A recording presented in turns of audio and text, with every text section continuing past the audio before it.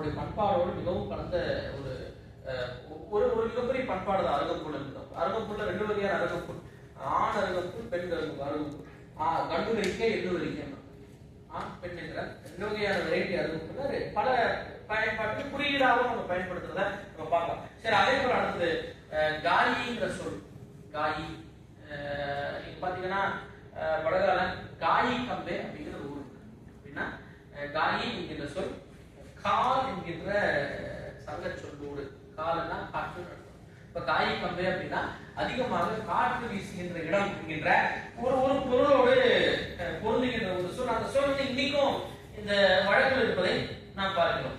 சரி, அடுத்தது நீங்க பாத்தீங்க அப்படின்னா ஒரு சொல் நேற்று அண்ணன் சொன்னாரு, பணியர்கள் வந்து எப்படி கூவிய கும் அப்படின்னு சொல்றாங்களோ, வடகர்கள் கூவியை கும்மா அப்படின்னு சொல்லுவாங்க. கும்மா கும்மா என்பது குன்ற கூவைய இன்னைக்கும் கும்மா அப்படின்னு அழைக்கின்ற ஒரு போக்கு இருக்கு. சங்க இலக்கியத்துல பிரபாகர சொல்ற ஒரு சொல். அதே போல பாத்தீங்கன்னா கோடைங்கிற ஒரு சொல். கோடை அப்படின்னா கோடை காலத்து எதுங்க, கோடை காலம் மேலை காற்று இருக்குல்லங்க, அந்த காற்று வந்து கோடை அப்படிப்பாங்க. வடகாலையும் அதே கோடை தான். சங்க இலக்கியத்துல வழினார் ஊசரி கோடை தூக்குதரும் அப்படிங்கிற ஒரு சொல். அதே போல அடுத்த ஒரு வார்த்தை, ரொம்ப இன்ட்ரெஸ்டிங்கான வார்த்தை கோயா. அந்த வார்த்தையோட பேர் என்ன? கோயா. இப்போ ரொம்ப அழுக்கா இருக்கிறவங்க பார்த்து வடகால வந்து கோயா அப்படிம்பாங்க. உடம்பினுடைய அழுக்கு வந்து கோய் அப்படிம்பாங்க. உடம்புடைய அழுக்க. இந்த சொல்ல நீங்க கொஞ்சம் ஆராய்ந்து பார்த்தால் சங்க இலக்கியத்துல இருக்கிற கோய் என்கிற ஒரு சொல்லோடு பல்லால் அரைத்த கோய் உடைப்பிருக்கிற கோய் என்பது என்ன அப்படின்னா கல்லை முகந்து ஊற்றுகின்ற குடுவை. குடுவை அதுக்கு பேர் என்ன? அப்போ அந்த கல்லை ஊற வச்சு முகந்து ஊற்றுகின்ற அந்த குடுவையை போல அழுக்கானவர் நடக்கும். குடுவையை போல நல்ல ஊறி போன அந்த கல் என்ன ஆகும்? அழுக்கானவர். அப்ப அவங்க சொல்லி இன்னைக்கு இந்த இடத்துல இந்த கோயா அப்படிங்கிற ஒரு சொல்லாக சில பேர் திரும்ப சொல்லுவாங்க கோயா அப்படின்பாங்க. சோ அதே போல அடுத்து பாத்தீங்கன்னா கோழி சொல்லு. என்ன சொல்?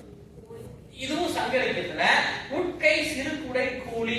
இந்த கோழி என்கிற இந்த சொல்லுக்கு என்ன அர்த்தம்னா சங்க இலக்கியத்துல அதே போலதான் அழகானவள் அப்படின்னு என்ன அர்த்தம்? கோழிங்கிறது வந்து ஒரு பெண்பால் பெயர். அழகானவள் சங்க இலக்கியத்துல கோழி என்றால் திரண்டதுன்னு அர்த்தம். அப்போ அழகா பல அழகுகள் திரண்டவள் அர்த்தம். பல அழகுகள் ஒன்று சேர்ந்து திரண்டவள் அப்படின்னு அர்த்தம் கோழி அப்படின்னு ஒரு சொல். அதே போல வந்து பாத்தீங்கன்னா கெனே என்கிற ஒரு சொல். நேற்று ஐயா சொல்லும்போது சொன்னாரு கெனே என்பது வந்து மூங்கிலை குறிப்பது அப்படின்னு. ஆனா வடகால வந்து கெனே அப்படிங்கிற சொல் தமிழ்ல இருக்கிற கணைக்கோட்டு வாழை என்கிற சொல்லோடு. கணைக்கோட்டு அது ஒண்ணு இல்லைங்க, கணை என்பது மருந்தேன்னு அர்த்தம். கணை என்றால் மருந்தேன்னு அர்த்தம். அப்ப அந்த எருமை மந்தைகளை அடைக்கிறதுக்கு வந்து ஒரு பெரிய கம்புகளை பயன்படுத்துவாங்க. அந்த பெரிய கம்புகளுக்கு வந்து கணை அப்படின்னு அர்த்தம். பெரிய கம்புகளுக்கு கணை அர்த்தம். இன்னொரு விஷயம், ஆண் குறிக்கு கூட வடகர்கள் கணைகளுக்கு கூட பயன்படுத்துவாங்க. சரியா? அதே போல அடுத்து பாத்தீங்கன்னா சீயா. ரொம்ப இன்ட்ரெஸ்டிங்கான ஒரு சொல் சீயா. வடகால சீயா அப்படின்னா இனிப்ப சீயா. இனிப்ப அது இது பாத்தீங்கன்னா சங்க இலக்கியத்துல தீவிய மிழற்றி. தீவிய சங்க இலக்கியத்துல தீவிய என்றால் இனிய அர்த்தம். தீவிய என்றால் அந்த தீவிய என்கிற சொல்லுக்கும் சீயாங்கிற சொல்லுக்கும் வந்து ஒரு மிகப்பெரிய ஆல்ரெடி 2 ஒரே சொல் தான். தீவிய சீய. கீழே இந்த சேங்கிற சொல்லுங்க. என்ன சொல்? சே என்ற சொல் இன்னைக்கும் தமிழ்ல பயன்படுத்துறாங்க. சங்க இலக்கியத்துல சே ஏரி நெல்வேல், சே ஏரி மழைக்கல் என்ற சொல் இருக்கு. சே என்பதற்கு 2 பொருள் இருக்கு. ஒன்னு செம்மையான, ஒன்னு ரெண்டாவது சிவந்த. ரெண்டாவது அந்த சொல் அதே பொருள்ல இன்னைக்கும் வடகால பெயர் சொல்லா இருக்கு. கடைசியா பாத்தீங்கன்னா சேக்கேங்கிற ஒரு சொல். என்ன சொல்? நான் ஒரு படத்துல காட்டியிருப்பேங்க. இந்த ப்ராசஸ் இருக்குல்லங்க, இந்த ப்ராசஸ்க்கு பேரு வடகால சேக்க முட்டுவதும். என்ன சொல்லுவாங்க? சேக்க. இதுல வந்து பாத்தீங்கன்னா ஒரு பாட்டி பிறந்து 40 நாள் ஆன குழந்தை, அந்த குழந்தைய ஒரு 3 வகையான மரம் இருக்கு. ரொம்ப முக்கியமான மரம், அதுவே ஒரு மரம் இருக்கு. நேரி நான் ஏற்கனவே சொன்னேன். அது கூட புலிவிக்கையான ஒரு மரம். அந்த மரம், அந்த 3 மரம் ஹெர்பல். அந்த மரத்தினுடைய உதிர்ந்த விலகை கொண்டதுன்னா அவங்க மரத்தை வெட்டுறது இல்லை, வெட்டக்கூடாதுங்கிறத ஒரு மரபு. அந்த விழுந்த விலகை கொண்டு வந்து அதுல நெருப்பு மூட்டி வெண்ணையை தொட்டு, எருமையினுடைய வெண்ணையை தொட்டு இந்த நெருப்புல காய்ச்சி அந்த குழந்தையினுடைய அங்க அங்கம் முழுக்க தொடுவாங்க. ஏன்னா அந்த குழந்தையினுடைய அங்கங்கள் வலுவாக வளர வேண்டும் அப்படிங்கிறதுக்காக தொடுவாங்க. அந்த ப்ராசஸ்க்கு பேர் வந்து சேக்கியம் முட்டுவதும் ஆகும். அந்த சொல்லு சங்க இலக்கியத்துல படையமை சேக்கையுள் படையமை. அங்க சொல்ற சங்க இலக்கியத்தில் சொல்ற சேக்கை என்பதற்கு படுக்கைன்னு அர்த்தம்.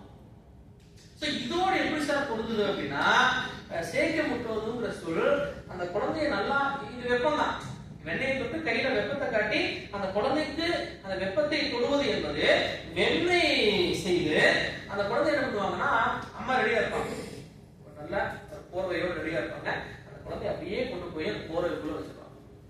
அந்த அம்மா அந்த குழந்தைய சூடா வச்சுப்பாங்க. இது ஒரு மிக சிறந்த மருத்துவ முறை, மிக சிறந்த மருத்துவ முறை. அது பிறக்கின்ற எல்லா குழந்தைக்கும் இந்த மரபார்ந்த இந்த மருத்துவத்தை செய்வாங்க.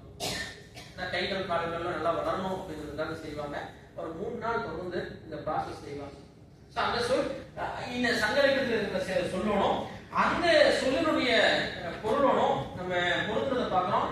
அதே போல பாத்தீங்கன்னா அடுத்தது கிங்குவா அப்படிங்கிற ஒரு சொல். என்ன சொல்? கிங்குவா. கிங்குவான்னு ஒன்றும் கிடையாதுங்க.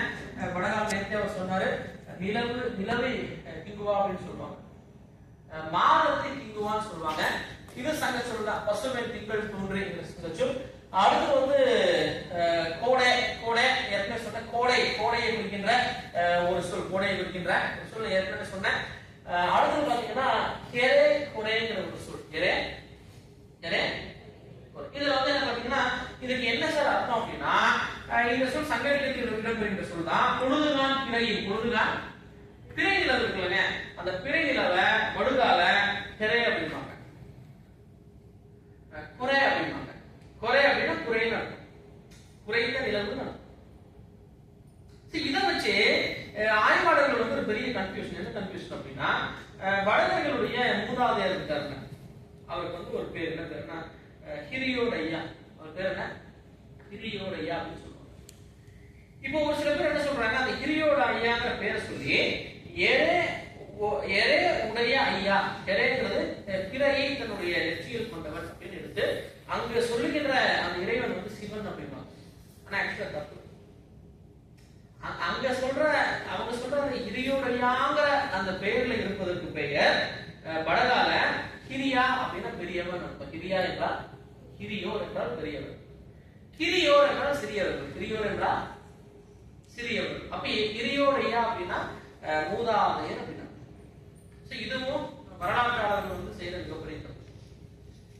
சிவனோடு ஒப்பிடுவாங்க. ஆனா அதான் ஏற்கனவே சொன்ன வடகர்களுடைய வழிபாட்டுல பெருந்தெய்வம் சார்ந்த எந்த கூறுமே கிடையாது. இதுவுமே எங்கேயும் நீங்க தேடவே முடியாதுங்க.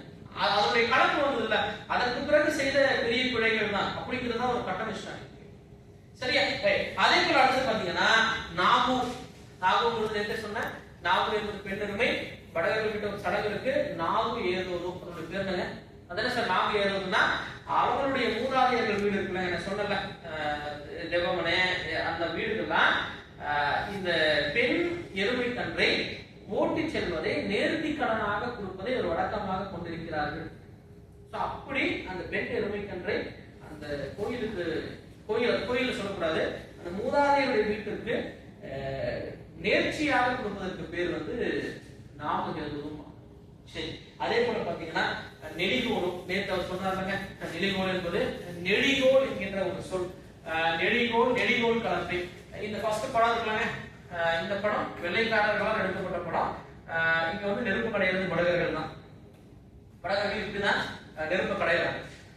இது கடையிறக்கோள், ரெண்டுக்கும் இது ஒரு விதமான கோள். நான் சொன்னலங்க, இந்த நெறிங்கிற கோள், இந்த கடையிற கோள் வந்து தகட்டை அப்படின்னு சொல்லுவாங்க அந்த கோளம். சோ நெருப்பை கடைவார்கள். இன்னைக்கும் அவங்க எங்கே சென்றாலும், ஆணிரைகளை ஒரு காலகட்டத்தில் எங்கே ஓட்டி சென்றாலும் அவங்க மேற்கொள்ளையே அணிகிற அந்த உடைக்கு வந்து சீலைன்றாங்க. அந்த சீலைக்குள்ள இது இல்லாம போகவே மாட்டாங்க. எது இல்லாம இந்த நெல்லிக்கோள் எளிதில தீப்பற்ற, நான் ஒரு புல்லு சொன்னேங்க, பாம்பே புல்லுன்னு ஒரு புல்லு சொன்னேன், அந்த புல்லும் அந்த புல்லினுடைய காய்ந்த புல்லும் இது இல்லாம ஒரு இடத்துக்கு போகவே மாட்டாங்க. ஏன்னா போகும்போது நெருப்பி உண்டாக அதுதான் மிக முக்கியமான ஒன்று. சரியா? அதே போல அடுத்து பாத்தீங்கன்னா நேகிலு என்பது நேற்று சொன்னாரு, சங்க இலக்கியத்துல செந்நுகம், நுகம் என்பது உங்களுக்கு தெரியும், நுகத்தடி அப்படிம்பாங்க. நுகத்தடி என்பது ஏரியும் நுகம்னு சொல்லுவாங்க. அந்த ஏரையை பிடித்து உழுகின்ற அந்த மாடியுடைய அந்த எருதினுடைய கழுத்து கட்டுற அந்த தடியும் நுகத்தடிப்பாங்க. அது வடகால வந்து அந்த நுகம் என்பது நேகிலு அப்படின்னு சொல்றாங்க. அடுத்தது பீலுங்கிற வார்த்தை என்ன வார்த்தை? இப்போ ரொம்ப ஒல்லியானவனை வடுகள் எப்படி சொல்லுவாங்கன்னா பீலா என்ன சொல்லுவாங்க? ஒருத்தர் நல்லா இருப்பான், திடீர்னு ஒல்லி ஆயிட்டானா நீ ஏன் கிட்ட பீல் ஆயிட்டேன்னாங்க, பீல் ஆயிட்டேன்னாங்க. சோ இந்த பீலுங்கிற சங்க இலக்கியத்துல நன்கு பீல் அப்புறம் நீங்க சொல்ற பீல் என்பது சிறியங்கிற பொருள் தருது. வந்து அந்த சிறியங்கிற சொல்லி இன்னைக்கும் பீலு அப்படின்னா நீ ஏன் இப்படி ஒல்லி ஆயிட்ட, ஏன் இப்படி ஒல்லி ஆயிட்ட. அதே போல அடுத்தது இந்த பே என்கிற சொல் இருக்குல்லங்க, தமிழ்ல நீங்க பாத்தீங்கன்னா ஓர் வாய் சொல், இந்த வாய் இருக்குல்ல வாய், அது நீங்க பே என்று சொல்லாம வருது. பருப்பை குறிப்பதற்கு கூட வடகால இந்த பே என்ற சொல்ல பயன்படுத்துறது பார்க்கலாம். இந்த பருப்பை கூட வடகால பேருப்பாங்க. ஒரு சில தானியங்களை வந்து வேன்னு சொல்றத நம்ம இங்க பார்க்க முடியும். அதே போல அடுத்தது இந்த மகா என்கிற சொல், மகா என்றால் செல்லமாக ஒருத்தரை அழைக்கிற சொல் வந்து மகா அப்படின்னா வடகால சங்க இலக்கியத்துல கொடுமக பெண்டீர், கொடுமக பெண்டீர் இங்க சொல்ற மகா அந்த குழந்தைய சின்ன பசங்களுக்கு குறிக்கின்ற இந்த மகா என்கிற சொல் இனிக்கும் வடக்குல இருக்கு. அடுத்தது மஞ்சுங்கிற ஒரு சொல் சங்க இலக்கியத்துல நிறைய இடத்துல பயன்படுற சொல். மஞ்சு தமிழ் இரும்பில், அதாவது மஞ்சுங்கிற சொல் இன்னைக்கு கூட வடகால வடகர்கள் வசிக்கின்ற ஊர் மஞ்சூரு அப்படின்னு ஒரு ஊர். சோ மஞ்சு என்பது தெரியும் மேகங்கள் நிறைந்த ஊர், அது இன்னைக்கு வடக்குல இருக்கு. அடுத்தது மடி என்கின்ற ஒரு சொல், ரொம்ப முக்கியமான ஒரு சொல்லுங்க வடகர்கள் கிட்ட. என்ன அப்படின்னா இது சங்க இலக்கியத்துல திருமலர் அண்ணன் புதுமடி கொலி, புதுமடி இந்த மடிங்கிற சொல்லுக்கு என்ன அர்த்தம்னா வலிமை என்ற அர்த்தம் சங்க இலக்கியத்துல வலிமை. அதே நேரத்துல வந்து தலைமை என்கிற அர்த்தம் இருக்கு, வளமை என்கிற அர்த்தம் இருக்கு. இங்க சொல்ற இந்த மடி என்கிற சொல் வடகர்கிட்ட மடிமனை அப்படிங்கிற ஒரு வீடு இருக்கும். இந்த மடிமனையில என்ன இருக்குன்னா ஆணிரைகள் இருக்காங்க, எருமை மாடுகள் இருக்காங்க, அதனுடைய பாலை கலந்து அந்த வீட்டுக்கு கொண்டு போவாங்க. அங்குதான் பால் சார்ந்த பண்டங்களை தயாரிப்பாங்க. சோ அப்படி பால் கறக்கும் போது அணிகின்ற உடைய மடி உடை அப்படிங்க, மடியாடை மடிபட்டேன். சோ வடமையான என்பதை குறிக்கின்ற சொல். அதே பொருள்ல வந்து வடகாலுக்கு இன்னைக்கு வடக்குல இருக்கு. வடகால வந்து ஒரு ஆண்பால் பெயர் மடியா, இந்த பேர் பெரும் மடியான்னு அர்த்தம். மடியா என்றால் வலிமையான வளமுடையவன் அப்படின்னு இன்றைக்கும் வடக்கில் இருப்பதை பார்க்கிறோம். அதே போல மதிலு இது முக்கியமான ஒரு சொல். மதில் என்பது உங்களுக்கு தெரியும் சங்க இலக்கியத்துல இடம்பெறுகின்ற களிமதில் கதவம், அதாவது மதில் சுவர மதில் இருப்பாங்க. இன்னைக்கும் வடகர்கள் அவங்களோட 2 அறை உள்ள இதம் அடையிருப்பாங்க. இதெல்லாம் முதல் அறை, அதற்குள்ள ஓபம் அடையிருப்பாங்க. ஓபா என்றால் அகம், அகம் வந்து உள்ள ஆகுது. அந்த இடையில வந்து ஒரு சின்ன ஒரு திட்டு கட்டியிருப்பாங்க, அந்த திட்ட மதிலும். சோ எதுக்கு சார் அந்த திட்டுனா அங்கதான் விளக்கேற்றுவார்கள். ஏன் அங்க விளக்கேற்றுறாங்கன்னா அங்கே விளக்கேற்றும் பொழுது அந்த வெளிச்சம் வந்து 2 அறைக்கும் வரும். இந்த விளக்க தீவிகை அப்படின்னா தீவகம் என்கிற ஒரு அணி படிச்சிருக்கீங்க தம்பியலக விளக்கை போட தீவிகம்பாங்க. சோ அந்த பகுதியை இன்னைக்கும் மதிலும்பாங்க. எல்லா நாளிலும் காலையிலும் மாலையிலும் மதில் பொறிச்சுவதோ அப்படின்னு சொல்லுவோம். மதில் பொறிச்சுவதுன்னா இந்த மதிலுக்கு சென்று அங்க எல்லா வீட்லயும் விளக்கு இருக்கும். 2 விளக்கு மண் விளக்கு இருக்கும். இன்னொன்னு இன்னைக்கு ஒரு சில பேர் வந்து வெண்கல விளக்குக்கு மாறிட்டாங்க, கம்பு தீவிகைம்பாங்க. அதாவது மரத்தால் செஞ்ச விளக்கு இருக்கும், அங்க விளக்கை ஏற்றி தன்னுடைய முன்னோர்களை அழைப்பார். சோ அதை மதில் பொறிச்சுவதும் ஒரு சடங்காக இன்றைக்கும் அவங்க பின்பற்றுவதை பார்க்கலாம். அப்புறம் வந்து பாத்தீங்கன்னா மல்லாங்கிற ஒரு சொல், அது சங்க இலக்கியத்துல மல்லன் மல்லா அப்படின்னா வலிமையானவன் என்பதை குறிக்கின்ற ஒரு சொல். மல்லா அப்படிங்கிற ஒரு சொல் இன்னைக்கு வழக்கு இருக்கு. அதே போல மலக்கா அப்படிங்கிற ஒரு சொல் வடகால நீங்க பாத்தீங்கன்னா பழக்கத்தோடு இருப்பவர்களை பார்த்து மலக்கா அப்படிம்பாங்க. வந்து ரொம்ப ரெட்ட மனசா இருப்பாங்கல்ல, கலங்கி போயிருப்பாங்கல்ல, அவங்களை மலக்கான்னு கூப்பிடுவாங்க. அந்த சொல் சங்க இலக்கியத்துல அதே பொருள்ல மனக்குருமே என்ற ஒரு பெயர்ல குறுந்தொகையில அதே சொல்லு அதே பொருள் எடுத்தாலும் மலக்கா ஏகித்த மலங்கிலே அப்படிம்பாங்க. அதை மாஞ்சிரே கூட சொல்லுவாங்க, ஏகித்த மலங்கிலே ஏகித்த மாஞ்சிரே அப்படின்னு சொல்லுவாங்க. அடுத்து முகில், நமக்கு தெரியும் முகில் என்பது வானத்தில் இருக்கின்ற முகில். சங்க இலக்கியத்துல சூழ் முதிர் முகில் அப்படிங்கிற வார்த்தை வடகர்களுடைய மூதாதையர்களுடன் ஒருவர் முகிலஜா அப்படின்னு அவர் பேரு, ஆன்சிஸ்டருடைய பேர் வந்து முகிலஜா. அவரு வானியல்ல சிறந்தவரா இருந்தார், பேரு முகிலஜா தான். அடுத்து பாத்தீங்கன்னா ரொம்ப இன்ட்ரெஸ்டிங்கான ஒரு வார்த்தை முச்சி. என்ன வார்த்தைங்க? முச்சி சொல்லுவாங்க. சோ வடகால ஒரு பாட்டு ಮುಚ್ಚಿನಾಂದಲೇ ಮಮ್ಮ ನಾಂದು ನೋಯಿಲಿ ಲಚ್ಚಿನಾಂದಿಯ ಬಂದು ಕೊಳೆಯ ಇಳಿ ಇಳಿ ಪಾಡು. இந்த முச்சிங்கிற இந்த சொல் ரொம்ப இன்ட்ரெஸ்டிங்கான சொல். எப்படின்னா சங்க இலக்கியத்துல பின்னோடு முடிந்த மண்ணாமுச்சி, பின்னோடு முடிந்த முச்சி அப்படின்னா சங்க இலக்கியத்துல கொண்டான்னு அர்த்தம். சங்க இலக்கியத்துல அப்போ ஒரு பெண் பாடுறா, கொண்ட நனைஞ்சா நனையுது, உன்னுடைய காதலியான லட்சியம் சேர்ந்து நனைகிற, நீ வந்து கொடை பிடிக்கிறான் மேல கொண்ட நனைஞ்சா அதை என்ன பண்ணலாம், தோண்டிக்கலாம். சோ நீங்க வடகால மிச்சிங்கிற ஒரு பெண்பால் பேர், என்ன பேர்? அழகான கொண்டை அணிந்தவள், அழகான முச்சி. இன்னைக்கு மிச்சியாக இன்றைக்கு இன்னைக்கு வழங்கி வருது. ஒரு பல பேர், பல பெண்களுக்கு பேரே வந்து மிச்சி தான். சரியா? அதே போல நீங்க பாத்தீங்கன்னா இந்த மிச்சியை போலவே அடுத்தது இந்த எபிசோடோட பேர் சொல்ல முடியுது முசுவி. என்ன சொல்? இது வந்து வடகால என்ன பண்ணுவாங்கன்னா, ஒரு சில பேர் திட்டணும்னா அவங்க திட்டுற ஒரு வசை சொல் முசுவி. எப்படி திட்டுவாங்க தெரியுமா? இந்த மோந்தையனோட முசுவினோட என்ன சொல்லுவாங்க? மோந்தையனோட முசுவினோட மோந்தைங்கிறது ஏற்கனவே சொன்னேன். மோந்தைங்கிறது முந்தையை போல மூஞ்சி இருக்குல்லங்க, மண் சட்டி மண்டையை சட்டியை போல மடக்கையை போல மண்டை அப்படின்னு பார்த்தோம். முசுங்கிற சொல்ல நீங்க தேடி பாத்தீங்கன்னா சங்க இலக்கியத்துல வெயில் ஆடு முசுவி வெளியே வெயிலாடு. சார் அதுக்கு இருக்கு எப்படி ரிலேட் ஆகுதுன்னா, நீலகிரியில் வாழ்கின்ற கருங்குரங்கு அண்ணன் நேற்று சொன்னாரு, அந்த குரங்கை வடகர்கள் முசு என்று அழைப்பார்கள். குரங்கே இருக்கிறாங்க, மூஞ்சி இருப்பாரு, மோந்தையோட முசுவியோட மோந்தைய முன்னத்துல பொதுவா சொல்றேன், நீங்க உண்டத்துக்கு நினைச்சாருங்க. இந்த மோந்தையோட முசுவியனோட அந்த குரங்கை போல, இதே போல குரங்கை போன்றவளே அப்படிங்கிற சொல்லும் போது இந்த முசுவிங்கிற சொல்லை இன்றைக்கும் பயன்படுத்துகிறார். ஒரு வசை சொல் தான் திட்டும் போது, ஒரு வசை சொல் தான். அந்த குரங்குக்கு குறுந்தொகையில முஸ்லிம்ங்கிற பேரு, தொல்காப்பியரும் முசுன்னு சொல்றாரு. இந்த நீங்க பாட்டு குறுந்தொகையில படிச்சிருக்கலாம். ஒரு குரங்கு போட்ட அந்த மயிலினுடைய முட்டைய பாறையில போய் உருட்டுது. ஒரு தலைவி தோழி உருட்டா வர பாட்டு.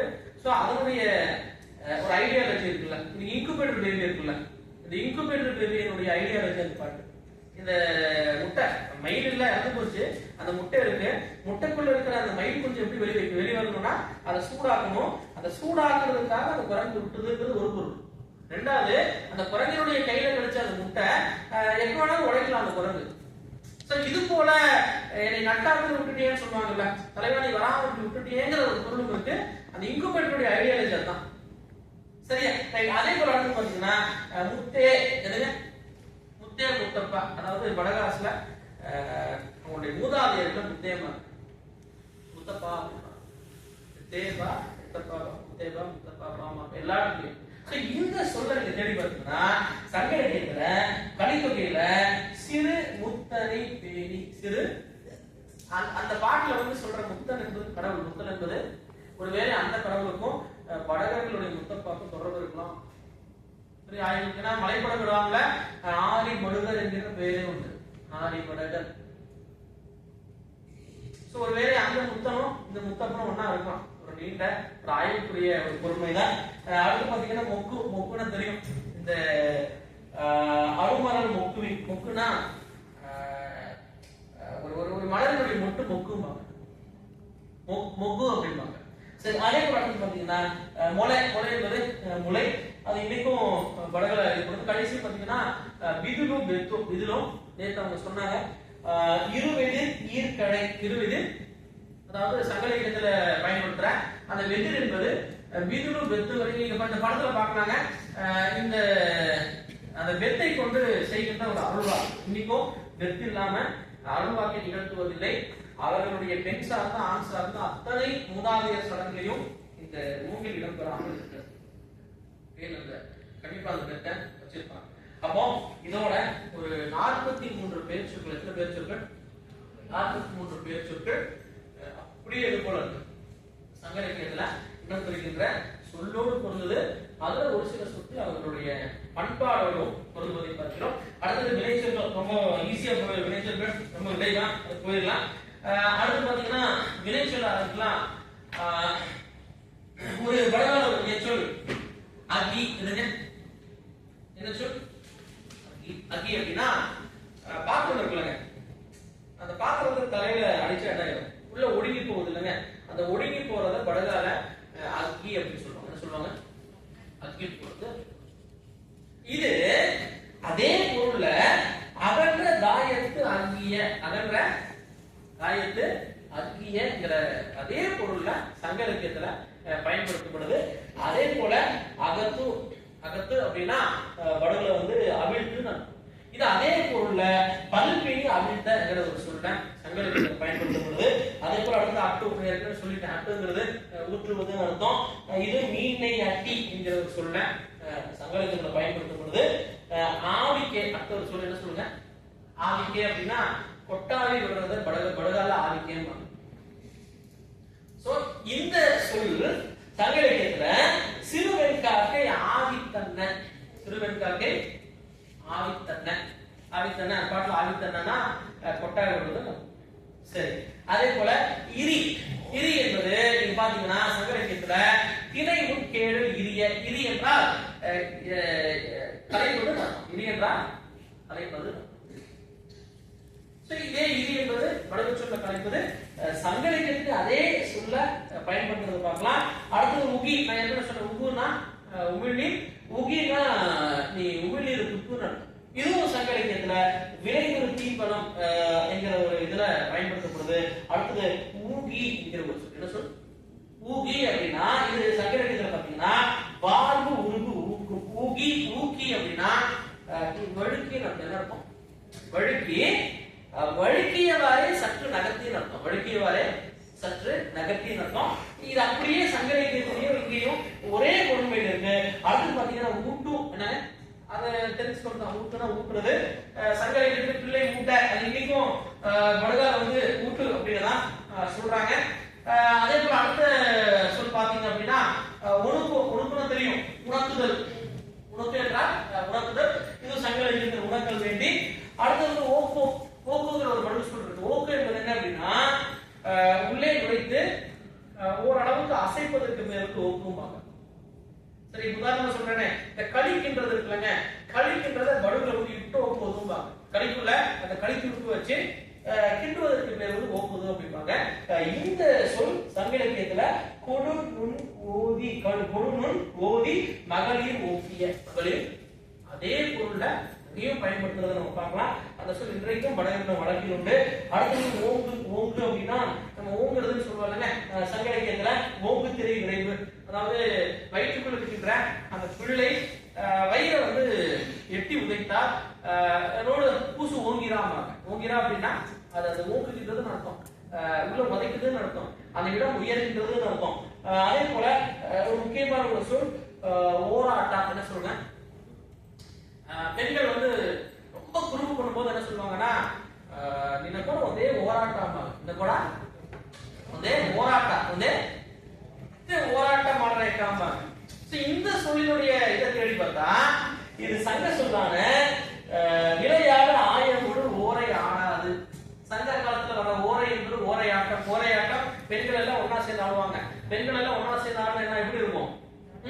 ஜாலியா இருக்குமா? ஜாலியா இருக்கும். அப்ப அவங்க சொல்லுவாங்க உங்களோட ஒரே அந்த ஓரை இருக்கிற அந்த ஆட்டத்தினுடைய ஒரு சொல் இன்னைக்கு இந்த கூட ஒரே ஓராட்டம், இந்த கூட ஒரே இந்த ஓரை ஆட்டத்தை போல நீங்க வந்து இப்படி பண்றீங்க விடாமி ஆடலையேங்கிறத ஒரு சொல்லாக இருக்கிறது. அதே போல கதா என்கின்ற ஒரு சொல். என்ன சொல்? கதா. இது வந்து நேற்று ஐயா சொன்னாரு, படையர்களுக்கு ஒரு தனித்துவமான ஒரு இறப்பு சடங்கு. அது என்ன அப்படின்னா கருவரசுவது அப்படிமா. இறந்தவர்களை படையர்களுக்கு வந்து மறுபிறப்பு நம்பிக்கை கிடையாது, ஒரே பிறவிதான். இறந்தவர்களுடைய உடலை வந்து புனிதப்படுத்துவாங்க. அப்படி படுத்தும் போது ஒரு சில பாவங்களுடைய பட்டியலை சொல்லுவாங்க. அவங்க வாழ்க்கையில என்னெல்லாம் பாவம் சொல்றாங்களோ பட்டியல் சொல்லுவாங்க. எல்லாம் சொல்லும் போது மத்தவங்க எல்லாம் இறந்தவருக்கு அந்த பாவம் போகட்டும் அப்படிப்பாங்க, கருவறை சொல்றது அப்படிப்பாங்க. அதுல ஒரு வார்த்தை வரும், ஹதா கதா உச்சிதி. அதா கதா உச்சிதி வார்த்தை. அப்ப இந்த கதா சொல்லுக்கு என்ன அர்த்தம்னா சங்க இலக்கியத்துல கதனாய். சோ அங்க சொல்ற கதம் என்பதற்கு கோபம் என்று அர்த்தம். என்ன அர்த்தம்? அப்போ அந்த இதுல சொல்றாங்க, இவர் மேல் இந்த உலகத்தில் இவர் செய்த செயலால் இந்த உலகத்தில் யாரெல்லாம் கோபப்பட்டிருக்கிறார்களோ அந்த சினமெல்லாம் கழியட்டும், சினமெல்லாம் அதா கதா முச்சிலி, முச்சிலினா மூடன்னு அதா கதா முச்சிலி. அடுத்து பாருங்க கதுக்கே. கதுக்கே அப்படின்னா சங்க இலக்கியத்தில் இதே சொல் கதுமென தாக்கல். கதுமென அது என்ன சார் கதுக்கேனா விரைவாக செயல்படுவது. ஒரு அச்சங்க என்ன ஆச்சு தெரியுமா? நான் அடுத்த செஷன் ஒண்ணு இல்ல, நீங்க எக்ஸாம் எழுத போகணும், நாளைக்கு எக்ஸாம். இன்னைக்கு நான் புக் எடுத்து என்ன பண்ணுவோம், படிக்காம இருந்தா என்ன பண்ணுவாங்கன்னா வடகால இந்த சிட்டியில் கூட கதுக்கே இல்லையா, சிட்டியில் கூட நாளைக்கு எக்ஸாம் உனக்கு வந்து என்ன இல்லையா, ஒரு அக்கறை இல்லையா, கதுக்கேங்கிறது அக்கறைன்னு எடுத்துக்கலாம், ஒரு சிறு பயம் என்றும் எடுத்துக்கொள்ளலாம். அதே சங்கத்துல கையாளுற அந்த சொல் இன்றைக்கும் அவங்ககிட்ட ஒரு வினையா இருக்கு. அடுத்தது வந்து நான் ஏற்கனவே சொன்னேன், பெருசா இருக்கிற மண் சட்டி மடக்க, சிறுசா இருக்கிறது குடுக்கேன. ஒரு விடங்க சொல் இருக்கு குடுப்பு. இதுங்க இந்த சொல் சங்கத்துல கால்மொழி நம்பென குடுக்கிய. குடுக்கிய என்ன அர்த்தம்னா குடுக்குறதுன்னு அர்த்தம். குடுக்கியன்றா ஒரு பெரிய கஞ்சா குடுக்கின்னு ஒரு சில வார்த்தையை கேள்வி. ஆமாங்க விட்டுவாங்கல்ல குடுக்கி அப்படின்னா குடித்தலும் ஒரு குடிக்குதா, குடுக்கிறதும் ஒரு குடிக்குதா, குடுக்கிறதும் ஒரு குடிக்குதா. இந்த சொல் வந்து இன்னைக்கும் அப்படியே பயன்படுத்தி பார்க்கிறோம். அடுத்து குறுகிங்கிற ஒரு சொல். அந்த குறுகி வந்து நமக்கு தெரியும், அதாவது குறுகி போறது, குறுகி மறைந்து போவதுங்கிற சொல்ல நம்ம குறுகின்னு சொல்றோம். நேற்று ஒரு சொன்னாரு வளரக்கூடிய அந்த 12 மாதத்துல பெரட்டாதின்னு ஒரு மாதம், புரட்டாசி இல்ல, அது புரட்டாதி இல்ல, அந்த புரட்டாதி மாதத்துல என்ன பண்ணும்னா பகல் நேரம் அதிகரித்து இரவு நேரம் குறையும். அப்ப அது வடகால ஒரு பிராவம் சொல்லுவாங்க. காலநிலைக்கு ஒவ்வொரு மாதத்துக்கும் ஒரு பிராவம் வச்சிருப்பாங்க. அந்த காலநிலை எப்படி மாறுதோ அதை ஒரு முதுமொழியா சேர்த்து வச்சிருப்பாங்க. அப்ப அந்த புரட்டாதிக்கு என்ன சொல்லுவாங்க அப்படின்னா இருகுறுகி அவரு துடி தூம்பாங்க. இருகுறுகி, குறுகி அப்படின்னா குறைந்தது அப்படின்னா. அதே போல கெட்டு, இதுங்க கெட்டுங்கிற வார்த்தை. கெட்டு அப்படின்னு என்ன அர்த்தம்னா இந்த கோழி இருக்குல்லங்க, கோழி வந்து மண்ணை பெரண்டு இல்ல, இந்த பெரண்டு என்பது கெண்டு அப்படின்னு வடகால சொல்லுவாங்க. இது அப்படியே சங்க இலக்கியத்துல புலரா ஈர மணல் மலிர கெண்டி, அதே சொல்லி சங்க இலக்கியத்திலையும் பயன்படுத்தப்படுது. அடுத்தது ஒரு சில பேர் வந்து ரொம்ப கோவப்பட்டு திட்டாங்க வைங்க. அப்ப உடனே என்ன சொல்லுவாங்க, நீ ஏன் இந்த சிலத்தரை ஏக்கிட்ட, சிலத்தரை ஏற்காம, சிலத்தரை அப்படின்னா நீ ஏன் இப்படி பண்ற அப்படின்னு சொல்லுவாங்க. இந்த சொல்லை நீங்கள் ஆய்ந்து பார்த்தால் மாமலை சிலைத்தரும் குரலே. சங்க இலக்கியத்துல சிலைத்தல் என்றால் ஒலி எழுப்புறது, சிலைத்தல் என்றால். அப்ப இப்படி இத்தனை சிலத்தரை இருக்கா அப்படின்னா நீ ஏன் இப்படி கோவப்பட்டு சரியா. அதே போல அடுத்தது ரொம்ப முக்கியமான ஒரு சொல் முசுக்கு முச்சு. முசுக்கு அதாவது இந்த முகம் இருக்குல்ல, இந்த முகத்துல நீங்க அந்த துணியை வந்து நல்லா டைட்டா மூடுறது பேரு முசுக்கிக்கோது அப்படின்னா. முசுக்கிக்கோது அப்படின்னா ஏன்னா காதுக்குள்ள காற்று புகாமல் தடுப்பதற்கான ஒரு வழிமுறை. போன செஷன்ல கூட அவர் சொன்னாரு. இதே முசுக்கு என்பது வளையம் என்கின்ற பெயர்ல யாரும் பயன்படுத்துறாங்க, குழு இந்த மக்களும் பயன்படுத்துறாங்க. ஒரு முகத்தை அப்படியே துணியால மூடும்போது அதுவும் எப்படி இருக்கும், ஒரு வளையம் போல இருக்கும். அப்ப ரெண்டுக்கும் ஒரு பெரிய ஒரு தொடர்பு இருக்கு. முசுக்கு அப்படின்னா இது சங்க இலக்கியத்துல கைந்தலை முச்சிய, கைந்தலை அதே சொல்லுங்க பயன்படுத்தப்படுது. அடுத்து வந்து மூசி என்கிற சொல்லுக்கு வடக சொல்லுக்கு முகர்தல் என்ற அர்த்தம். மூசி என்றா முகர்தல் அர்த்தம். அப்படியே சங்க இலக்கியத்துல எண்ணெயே மூசின்னு, அதாவது சங்க இலக்கியத்துக்கு முகர்ந்து அப்படின்னு அர்த்தம். அடுத்து பாத்தீங்கன்னா நுங்குனா விழுங்குறதுன்னு அர்த்தம். சங்க இலக்கியத்திலையும் பகல் நுங்கியதை போல வடகால நுங்குனா விழுங்குறதுன்னு அர்த்தம். அடுத்து நூக்கி என்பது என்ன அப்படின்னா ஒன்றை ஒரு இடத்திலிருந்து இன்னொரு இடத்துக்கு நகர்த்தின்னு அர்த்தம். நகர்த்துறது வேற, நூக்குறது வேற. ஒரு பெரிய கல்லை நூக்கி தான் நகர்த்த முடியும். இந்த இதை வந்து அப்படியே தள்ளி வைக்கலாம். ஆனா கல் அப்படி பெரிய கல்லை தூக்க முடியுமா, அது நூக்கிப்பாங்க. இது அதே பொருள் ஒய்கரை நூக்கி என்று சங்க இலக்கியத்திலே பயன்படுத்துறதை பார்க்கலாம். அடுத்து முகவா அப்படின்னா முகத்தல் அப்படின்னு முகுதட்டுவாங்க. முகவா இது சங்க இலக்கியத்துல இருஞ்சினை நீரோடு முகவா, இருஞ்சினை நீரோடு முகவா என்ற சொல்ல பயன்படுத்தப்படுது. அடுத்தது குறுகி என்பதை சொல்லிட்டாங்க, ரிப்பீட் ஆயிருக்கு. ஆக இப்படி அவர்களுடைய இந்த வினைச்சொல். கடைசியா நம்ம ஒரு கன்க்ளூஷன் வந்துட்டோம். என்ன கன்க்ளூஷன் வந்துட்டோம்னா இந்த சொற்கள் இது வரைக்கும் நம்ம பார்த்த 125 சொற்கள் சொற்கள் எத்தனை சொற்கள்? இந்த இரண்டாவது அமர்வுல 43 பெயர் சொற்கள், 24 வினை சொற்கள். ஒட்டுமொத்தமா 2 செஷனும் சேர்த்து 95 பெயர் சொற்கள், 30 வினை சொற்கள். இந்த ஆய்வுக்காக மிக குறுகிய பரப்பு சேகரித்த சொற்கள். மிக குறுகிய பரப்பு பெருசாலாம் போல மிக குறுகிய பரப்புல சேர்த்த சொற்கள்ல இத்தனை சொற்கள் இன்றைக்கும் வாழ்கின்றது.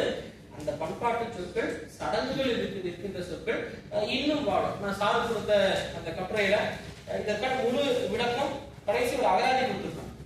இந்த 120 சொல்லினுடைய அகராதி வடகால் எப்படி பயன்படுத்துவாங்க, தமிழ் எப்படி இருக்குங்கிறத நான் அகராதி கொடுத்துருக்கேன்.